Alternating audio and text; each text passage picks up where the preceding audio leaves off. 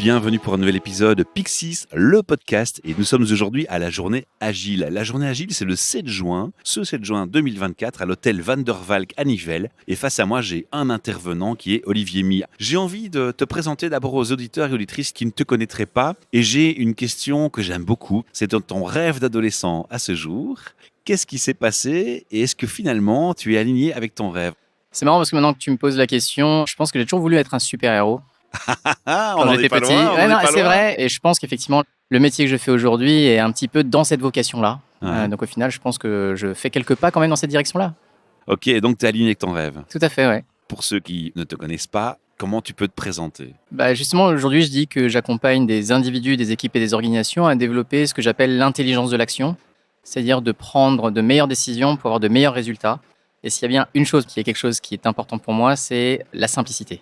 Donc cette capacité à faire des choses avec le moindre effort possible pour en garder que l'essentiel. Et ça m'interpelle directement ce que tu me dis, parce que je me pose la question, moi qui suis un créatif et quelqu'un qui aime beaucoup l'improvisation, la spontanéité et l'authenticité, est-ce que ça veut dire qu'on doit parfois trop réfléchir et ne plus se permettre d'être authentique, sincère, spontané? Alors je pose des questions provocantes. Je pense qu'en fait, c'est pas forcément le cas. C'est-à-dire que la simplicité, c'est cette capacité à revenir à qui on est et qui on veut. Faire Et donc, sens avec soi. exactement. Ce qui fait que si tu es une personne qui est créative, au contraire, c'est que tu vas peut-être être encore plus créatif, mais à ta manière. Et c'est ça qui est important. Ok. Moi, je suis pas trop de ce genre-là, comme tu peux le voir, et comme je parle, comme je suis, Je te etc. rassure, t'as le sourire et t'es à l'aise. C'est le principal, je fais de mon mieux. Mais c'est vrai que la simplicité, pour moi, c'est de revenir à la base. Et Ouais. on a des bases qui sont différentes. Et c'est ça qui est important. C'est quoi la difficulté des entreprises qui font appel à tes services? Elles te contactent pour quel besoin? Si on devait identifier un besoin qui est récurrent, ce serait lequel? Je pense que les entreprises qui font appel à moi, en tout cas qui me connaissent, je vais dire ça comme ça, elles vont m'appeler pour des problèmes interactionnels. Donc il y a des difficultés à travailler ensemble. Il y a des gens qui n'arrivent pas trop à se coordonner, à collaborer. Mais c'est plus interactionnel que c'est procédural ou avec des problèmes d'outils. C'est-à-dire que moi, je le dis directement, je ne suis pas le spécialiste des outils.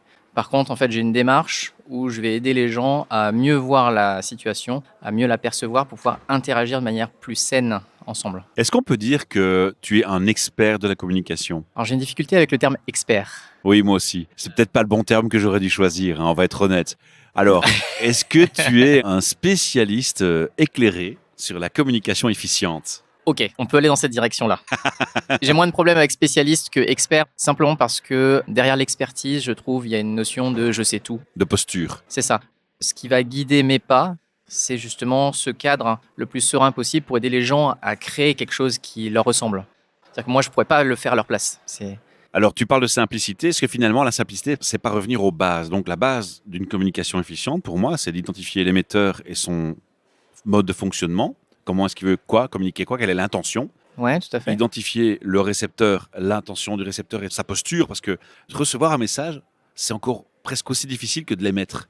Je t'explique, quand tu dois recevoir un message, tu sais que si tu es mal orienté, tu as passé une mauvaise journée, tu vois les tracas, tu as un esprit un peu négatif, un mindset un peu négatif, il y a de grandes chances que tu vas prendre un message très négativement alors qu'il est peut-être à l'origine positif. Tout à fait. Et si tu es enthousiaste, dans une joie, parce que tu as appris une bonne nouvelle, le même message, tu vas le prendre avec joie et avec gratitude peut-être. Donc je pense qu'il y a deux facteurs, c'est l'intention, la prise de conscience du récepteur, l'émetteur, et puis le plus important, c'est les canaux. Et là, c'est un gros challenge pour toi, je pense, non? Parce que les canaux, c'est tout. C'est la façon de communiquer, c'est le média qu'on utilise pour communiquer, c'est avoir oublié de préciser l'intention. C'est quoi les points d'attention que toi, tu marques? C'est intéressant parce que quand tu décrivais un peu le processus, je me suis dit, oui, c'est vrai qu'il y a une intention individuelle et puis une personnalité individuelle à prendre en compte, mais il y a aussi la dimension collective à prendre. C'est-à-dire qu'il y a la dimension individuelle et interpersonnelle.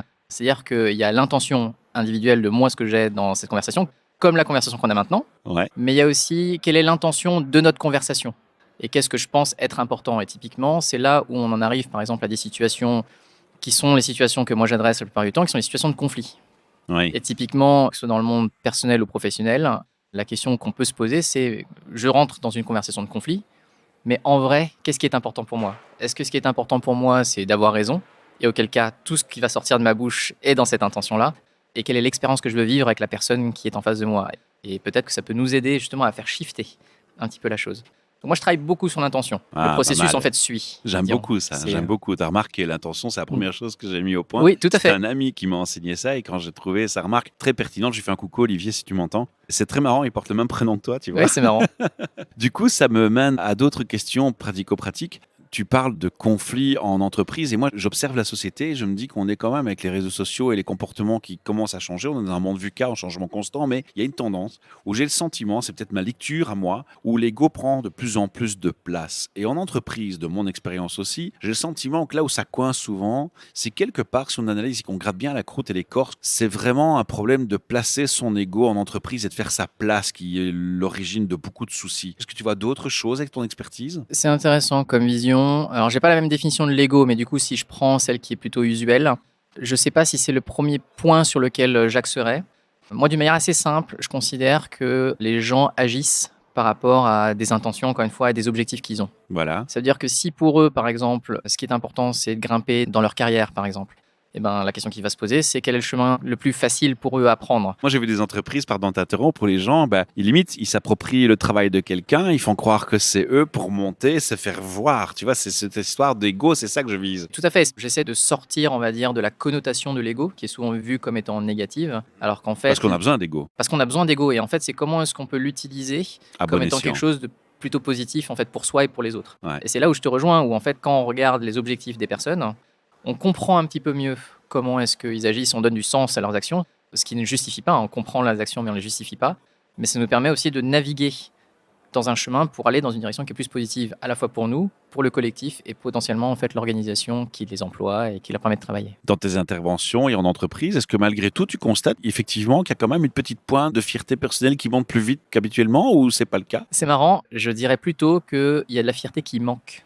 En tout cas, je vais plutôt prendre sous cet angle-là parce que tu me tends la perche. Je trouve qu'en fait, il n'y a pas assez de gens qui sont fiers de ce qu'ils font. Ça, c'est vrai aussi. En tout cas, c'est dans ce sens-là que je le Ouais. prendrais. Et moi, en fait, j'appuie aujourd'hui et je pose cette question souvent qui est, mais quand vous faites ce truc-là et que vous l'avez délivré à votre client ou pas délivré à votre client, en fait, qu'est-ce que ça génère chez vous? Est-ce qu'en fait, vous êtes fier de ce que vous faites? Est-ce que ce métier, et c'est tout à fait OK si ce métier est alimentaire, etc. Mais derrière, c'est quoi vos objectifs personnels? Et est-ce que ce quotidien vous convient? Donc, il y a bien une fierté personnelle, je trouve, qui est importante pour vivre dans un monde où on ne sait pas ce qui va se passer dans le futur, autant profiter du présent et de faire des choses qui nous plaisent pour les gens, en fait. J'ai envie de te poser encore une question par rapport à ça, et puis on va un peu parler de ton entreprise et de tes activités plus Ok. précisément. Alors, on parle de fierté de ce qu'on a bien fait, mais moi, je reçois dans certains podcasts, je crois que j'ai dû recevoir 500 entrepreneurs au micro, et ils m'ont tous dit, la réussite, en fait, c'est d'avoir fait des forces de mes échecs. Et j'ai envie de dire que dans beaucoup d'entreprises, on n'est pas assez reconnaissant par rapport à ces échecs, d'un côté, et de l'autre côté, paradoxalement, les gens sont assez sévères avec eux-mêmes, ils se critiquent très fort, et ils sont les plus méchants avec eux-mêmes parfois. Et tous ces paradoxes sont devant moi, et parfois ils m'interpellent et ils m'interrogent. Mhm. Quelle lecture tu as, toi, de ce phénomène? Alors, je pense que tu as eu le trio gagnant. Aujourd'hui, tu touches typiquement à un des sujets que j'adore aborder aussi. Et je C'est m'étais pas informé, c'est de la non, pro. mais je trouve ça fou. Je trouve ça, c'est pour ça que ça me fait sourire. Là, les personnes ne me voient pas, mais je trouve ça marrant d'avoir cette résonance-là. C'est qu'en fait, en tout cas, la vision que j'en ai, et je suis pas du tout un expert, mais il y a une dimension sociétale qui est très forte. C'est-à-dire Clairement. que la vision de l'échec, souvent, vient des croyances un peu judéo-chrétiennes, etc. Et donc, l'échec en lui-même est un problème. Nous, on est dans un monde de l'agilité, et comme l'avait dit Douglas ce matin, on cherche à créer des expérimentations où, en fait, l'échec n'est plus vu comme un problème, Mais une mais vu force. comme une option possible. Même une force, je dirais. C'est là, en tout cas, que je veux aborder le sujet par rapport à ce que tu disais tout à l'heure. C'est qu'on dit souvent « fail fast, fail often », par exemple, qui a été un peu remplacé par « learn fast, learn often ». Ce qui fait qu'il y a beaucoup de gens qui disent « en fait, l'échec, c'est bien pour telle ou telle raison ». Moi, je ne suis pas d'accord. On ne cherche pas à échouer. C'est ça que je trouve intéressant comme message. C'est juste que l'échec nous force un apprentissage d'une manière beaucoup plus radicale. C'est-à-dire que, par exemple, les personnes qui ont eu des déceptions amoureuses, je parle de ça parce que je trouve que c'est le plus dur et émotionnellement, on s'en rappelle. C'est vrai, c'est vrai. On dit, OK, mais c'est cette relation-là qui m'a appris beaucoup de choses. Bah oui, ça m'a appris après, mais j'avais jamais demandé à avoir la douleur avant. Et donc, je pense que c'est plus une conséquence, mais de comprendre que l'échec, oui, c'est apprenant. C'est pas une stratégie initiale, mais quand on va dans de l'expérimentation, donc le safe to fail, comme on en parle, après une relation, c'est difficile de faire un safe to fail, mais ça nous permet d'apprendre des choses, mais effectivement, c'est pas un objectif en soi, il faut juste comprendre comment le gérer par la suite. Ça fait penser aussi, on parlait d'un sujet qui était la trahison, et ça c'est aussi un phénomène qui intervient beaucoup dans les conflits en entreprise. La trahison, ça c'est quelque chose de très mal vu, on se sent trahi, c'est très cruel, ça blesse profondément. Est-ce qu'une trahison est toujours négative? Moi, derrière trahison, j'entends contrat. Et en tout cas, c'est un sujet moi que je trouve super important. C'est-à-dire que par exemple, typiquement, quand on arrive en entreprise et que souvent on est imposé aux équipes ou etc., c'est qu'il n'y a pas de contrat qui a été défini. C'est-à-dire que les gens, ils n'ont rien demandé et nous, on arrive. Et on revient à l'intention. Oui, c'est ça, exactement. Derrière trahison, souvent, c'est qu'il y a un contrat informel Ouais. qui a été brisé, mais c'est parce que parfois, encore Il une n'a fois, pas je été peux dire, explicite. il n'a pas été Il explicite. était implicite. C'est ça. C'est-à-dire que des fois, il y a des personnes qui sont dans des doubles paradoxes parce qu'ils ont l'impression d'avoir de loyauté. Du coup, si on parle de trahison, de loyauté, en fait, qui s'équilibre. Mais ils vont devoir faire un choix à l'instant T. Si il ou elle avait posé la question ou explicité, peut-être que les personnes auraient pu comprendre et donc ça n'apparaît plus comme une trahison, c'est-à-dire en fait quelqu'un qui brise un contrat, mais plutôt comme un choix personnel à un instant T. Et je pense qu'il y a des niveaux de gris quand même à jouer à l'intérieur, mais cette notion de contractualisation et d'explicitation, en fait, est super intéressante dans la communication interpersonnelle. C'est primordial et c'est un point de fêlure dans les entreprises qui génère tous ces conflits et qui, tant mieux pour nous, nécessitent des gens comme nous pour venir les accompagner, les aider au sens Pixis que toi. Alors, toi, Olivier Mi, Ouais. tu as aussi une société, un nom. Et Oyomi, directement, c'est la société que j'ai montée, mais je suis indépendant, donc c'est vraiment le nom de ma société. Et juste pour l'histoire, en fait, le terme Oyomi, parce que moi je cherchais un nom au départ, Mi, c'est mon nom, ça c'est facile. Oyo, c'était dans l'époque où je faisais des jeux vidéo. Le nom était trop court, alors du coup, j'ai mis ça au départ. Et en fait, ça a été le nom de mon blog. J'ai beaucoup écrit quand j'ai débuté, parce que c'était ma manière de ne pas avoir à retenir dans ma tête ce que je faisais. D'accord. Et du coup, je me suis dit, je vais l'écrire comme ça, je peux le retrouver n'importe quand. Plutôt de me rappeler, j'ai fait tel atelier, ou j'ai eu telle interaction, ou tiens, j'ai appris ce truc-là qui est une histoire que je trouve intéressante. Je vais l'écrire. Il s'avère que je l'ai ouvert et des gens ont commencé à me dire que ça leur était utile. Donc c'est ça qui a créé en fait au départ, on va dire, mon positionnement. Et puis ensuite, j'ai créé vraiment ma société à partir de là parce que je trouvais que c'était qui C'était j'étais. il y a quand ? Je crois que j'ai commencé autour de 2014-2015. Donc il y a des personnes qui me connaissent et qui me suivent depuis un certain temps. C'est marrant parce que des fois je les rencontre. Il y a des personnes qui me disent tiens, en fait je te suis et j'avais pas mis de visage sur toi. Tant mieux si ça t'a servi. C'est là pour ça. C'est juste que au fur et à mesure, on le voit dans les écrits, ce blog, c'est vraiment une représentation de qui je suis aujourd'hui et de ma progression. D'accord. Donc c'est vraiment ça qui me définit. Ce serait quoi ta add value proposition, ce qui te rend unique, ce qui te rend différent d'autres personnes qui font la même chose que toi finalement, parce que je crois que tu n'es pas le seul à faire ça. Ouais, tout à fait. C'est difficile de dire voilà, moi je fais ça, c'est très différent, etc. Mais la seule chose que je peux dire, c'est que ce que je cherche à faire vraiment, c'est de permettre aux personnes de produire le maximum de valeur. Donc pas produire plus, mais produire mieux, peu importe ce qu'ils produisent, avec le moindre effort. C'est vraiment cette notion de moindre effort est importante. Pourquoi ? Parce que c'est vraiment comme ça en fait que moi je vis ma vie. Quand je vois des choses en fait, des énergies gaspillées, quand je vois des conflits qui émergent alors que ça ne mériterait pas parce que les gens ne sont juste pas parlés entre guillemets, en fait ça c'est quelque chose qui me touche personnellement. Et donc quand je m'engage dans une relation quelle qu'elle soit avec un client, je suis skin in the game avec lui ou elle. Pas au sens où je sympathise avec l'émotion qui est générée, mais que je suis là. Ouais. Et donc en fait, moi, ce avec quoi mes clients, en tout cas j'ai l'impression, contractualisent, c'est une fiabilité et une proximité. Et ensuite, je fais du mieux que je peux avec qui je suis. Et tu touches leur cœur. C'est ce que j'essaie de faire, en tout cas, c'est de montrer que moi, quand on travaille avec moi, vous travaillez avec moi, avec mes points positifs, mes points plus négatifs, mes compétences, ce que je sais faire, ce que je sais pas faire. Et je suis assez transparent dès le départ pour qu'au moins, s'il y a besoin d'appeler quelqu'un qui est plus performant que moi sur tel ou tel sujet, qu'en fait, on le fasse. Alors moi, j'ai envie de te poser une question aussi. C'est quoi ton bagage au départ de formation ? T'es informaticien dans le monde IT ou t'es plus dans un monde autre ? Non, alors en vrai, moi, j'ai fait une école d'ingénieur au départ, donc ingénieur électronique à Lyon. C'est juste que j'ai jamais été bon en maths, physique, etc. Donc depuis mes débuts, j'adore tout ce qui est scientifique, mais c'est là où j'ai les plus mauvaises notes. Okay. C'est juste que j'ai des notes suffisantes pour faire que je passe les étapes suivantes. Et en fait, dans ma vie, j'ai tout fait pour que je puisse avoir le maximum d'options à la fin. Et on va dire, quand j'étais plus jeune, on m'a dit, quand tu fais ingénieur, tu peux faire plus ou moins ce que tu veux après. Donc au départ, j'ai fait ça. Et tu as cerné les besoins en entreprise, c'est ça qui t'a conduit à faire ce que tu fais ? Pas vraiment. J'ai fait cette école d'ingénieur en électronique, j'ai fait un peu d'informatique parce que je devais le faire. On me donnait pas mon diplôme si je faisais pas ça. J'ai essayé de m'enfuir plus tôt, mais j'ai pas réussi. Et après, en fait, moi, j'ai toujours eu une passion pour les collectifs. C'est-à-dire que je faisais beaucoup partie des associations étudiantes. D'où ta présence aujourd'hui, du coup ? D'où ma présence aussi aujourd'hui. Effectivement, j'avais pas fait le lien, mais effectivement, j'ai toujours beaucoup fait ça parce que j'adorais cette capacité à des fois donner une petite impulsion dans le dos de quelqu'un qui avait envie de faire quelque chose, mais qui se donnait pas les moyens. Voilà, il y a des personnes que je connais, par exemple, qui ont toujours voulu devenir chanteur ou faire dans un groupe de musique. En fait, on y va, on essaye. Donc, je suis un peu musicien, voilà, à mes heures perdues. Mais on essayait de faire des choses ensemble. Donc en fait, j'avais déjà, je pense, cette appétence de voir cette petite étincelle parfois en fait des personnes qui disent mais en fait, oui, c'est vrai, il y a ça que je peux faire et qui peut me donner un peu plus de baume au cœur. Et quand j'ai commencé en fait à travailler, très vite, ma première expérience, donc juste de fin d'études, c'était ça. C'est la découverte de Scrum, d'un petit mode de fonctionnement agile. Et je me suis dit, mais en fait, je crois que j'ai trouvé quelque chose qui m'intéresse. Et le monde du coaching professionnel en fait m'a interpellé très vite. Donc moi, très vite, je me suis formé au coaching professionnel. même si pour beaucoup, ça faisait pas sens à l'époque. C'est-à-dire qu'aujourd'hui, on sent quand même qu'il y a un intérêt. Il y a un besoin, Et il y a un surtout. besoin, effectivement. Mais à l'époque, moi, c'était vraiment une demande personnelle parce que je voulais avoir cette capacité à me connecter de manière plus précise, plus professionnelle, plutôt que simplement faire à l'arrache comme je le faisais. C'est pour ça que je dis que c'est plutôt de là dont je viens. Donc, je viens d'une culture technique et je pense que c'est très bien que je sois plus derrière le clavier, etc.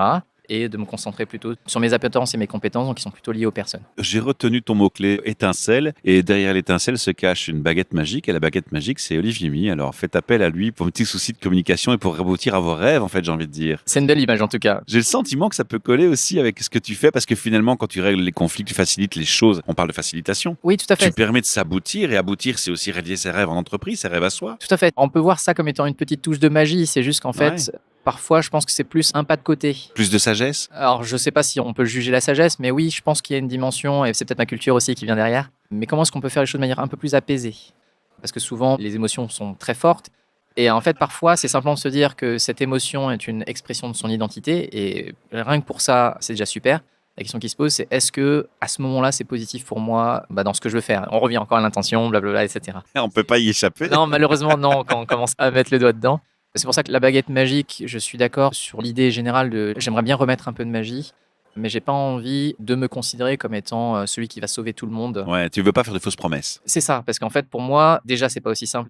Et je pense que parfois, les problèmes se résolvent pas tout de suite parce qu'on n'a pas la main sur tout. Mais par contre, quand on a les clés en main pour savoir, maintenant, il faut que j'adresse ça, ça part peut-être pas du jour au lendemain. Mais par contre, c'est un travail sur lequel moi, je peux accompagner, je suis là. Des fois, ça peut simplement rassurer. Il y a beaucoup de gens, c'est juste le fait d'être là et de leur parler, d'être à côté et qui savent qu'ils peuvent en parler avec quelqu'un qui va pas les juger et ça les aide.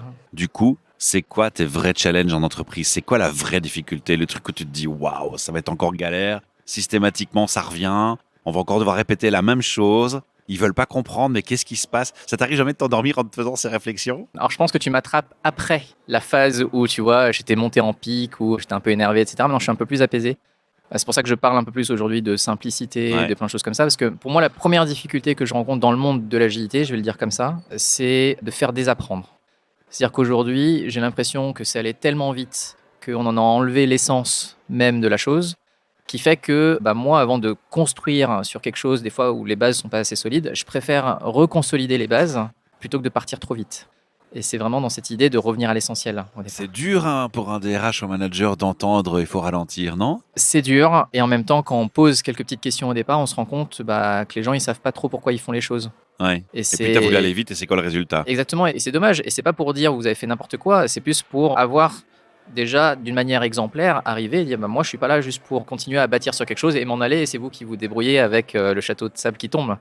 Ah non, on va reconsolider ensemble et puis on prendra le temps qu'il faut pour que ça marche. T'as un gros succès, quelque chose dont tu es fier à partager, puis on va clôturer sur cette petite touche positive. Ouais, j'ai un petit succès. En tout cas, c'est le premier truc qui me vient à l'esprit.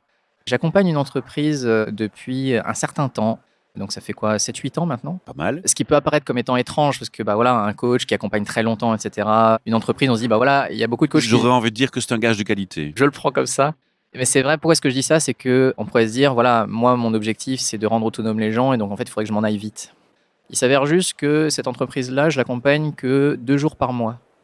Et donc, ça fait 5-6 ans que je l'accompagne 2 jours par mois. Ouais, ça prend du temps, forcément. Et en fait, ça prend du temps, mais néanmoins, ce que je suis très fier en fait de voir, c'est que maintenant, les conversations qu'on a, elles sont plus les mêmes. Je vois qu'ils ont évolué. Et pourquoi est-ce que j'en suis fier? C'est parce que je vois d'autres écosystèmes où les personnes ont été accompagnées full-time pendant 2-3 ans. Et ils en ont fait, moins de résultats, limite. alors, moins de résultats déjà, mais surtout, les bases, elles sont même pas là. Donc, en fait, Ouais. la question qui se pose, c'est quelles sont les conversations que les gens ont eues qui leur font avoir ces résultats-là dans l'environnement qu'ils sont, parce que c'est des gens qui sont pas toujours très heureux, qui font un truc et ils comprennent pas trop où ils en sont. Moi, la fierté que j'ai, c'est d'avoir cette conversation avec ces autres personnes où ils veulent encore aller plus loin et être encore plus fiers. Et c'est pour ça que la fierté était un sujet qui était important pour moi, parce que je le sens en fait dans les conversations qu'on a, dans le regard qu'ils ont quand on se voit et on sait pourquoi ensemble on est là et ce que je peux leur apporter. Donc ça, c'est vraiment quelque chose qui est super. Rappelle-moi ton intervention aujourd'hui sur quoi? C'est la simplicité, vers une transformation significative, parce que c'est vraiment un sujet qui me paraît important. Et c'est une compte plutôt inspirationnelle, donc c'est plutôt ouvrant que quelque chose de pratico-pratique. Dernière question, comment tu as ressenti l'interaction du public? Moi, j'ai bien aimé l'interaction avec les personnes. J'ai l'impression que ça a résonné. On a créé une relation. Moi, ce qui était important, encore une fois, c'est pas de leur asséner plein d'idées, mais c'est de voir si ça résonnait émotionnellement parlant, parce que c'est comme ça que je fonctionne. Et voilà, moi, j'ai apprécié le moment. J'espère qu'ils l'ont apprécié en tout cas. On leur demandera On les leur retours. demandera, voilà, tout à fait. Alors figure-toi qu'on a dans ce podcast, dans le texte descriptif, un lien. Et ce lien permet d'arriver sur un voicemail. Donc les gens peuvent cliquer, ils ont le navigateur qui s'affiche en disant « Veux-tu autoriser le micro ?» On dit oui. Ils peuvent parler, ils peuvent s'écouter, recommencer autant de fois qu'ils veulent pour te laisser un message. Et puis quand c'est fait, ils écrivent leur email, ils font envoyer et on reçoit un message nous. Et ils ont qu'à nous dire « Ce message est pour Olivier Mi.